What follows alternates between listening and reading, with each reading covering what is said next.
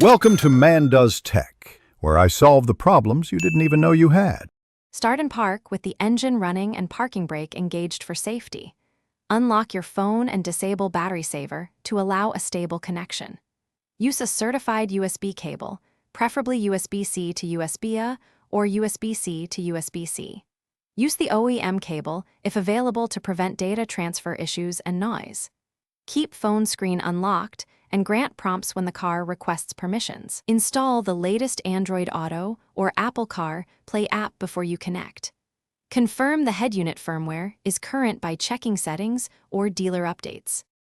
Plug the USB cable into the car's USB port labeled Media or AUX. Connect the other end to your phone and wait for the phone to detect USB. When prompted, select Android Auto or Apple CarPlay on the phone screen. Accept all permission prompts including access to location, contacts, and messages. If the head unit asks to trust the device, choose Trust or Allow permanently. Wait up to 10 seconds while the system initializes the phone projection.